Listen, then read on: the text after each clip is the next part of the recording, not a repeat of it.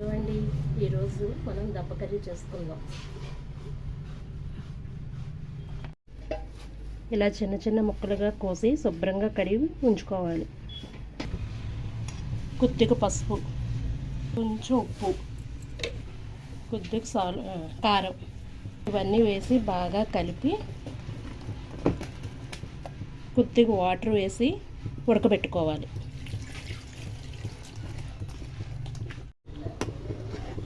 ఇదిగోండి, ఇలా బాగా ఉడకబెట్టాలి. మసాలాకి చిన్న అల్లం ముక్క, వెల్లుల్లిపాయలు, ఎండు కొబ్బరి, దాల్చిన చెక్క, అనాస పువ్వు, లవంగ, యాలక్కాయ, ధనియాలు, కొద్దిగా జీలకర్ర వేసి బాగా మెత్తని పేస్ట్ చేసుకోవాలి. కూరకు సరిపడా ఆయిల్ వేసేయండి. ఒక 3 పచ్చిమిర్చి, ఉల్లిపాయ ముక్కలు, సాల్ట్, ఉప్పు సాల్ట్ వేసి ఉల్లిపాయల్లో బాగా కలిపి 10 నిమిషాలు మూత పెట్టాలి.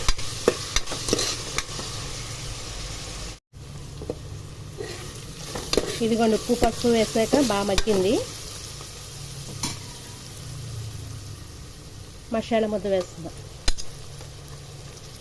2 స్పూన్లు వేస్తున్నాను. ముందుగా ఉడకబెట్టిన దబ్బ ఇది ఇందులో వేస్తున్నాను.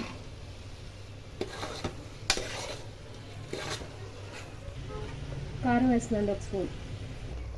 పచ్చిమిర్చి, అల్లం వెల్లుల్లిపాయ ముద్ద, కారం అన్నీ వేసాం కనుక కారం చూసుకొని వేసుకోవాలి. సరిపోతే మరి కొంచెం వేసుకోవచ్చు. ఒక గిన్నెడు వాటర్ వేస్తున్నాను.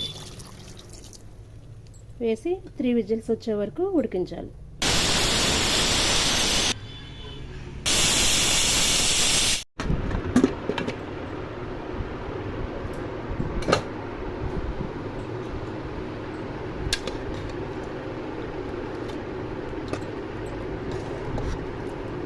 దబ్బ కూర రెడీ అయింది.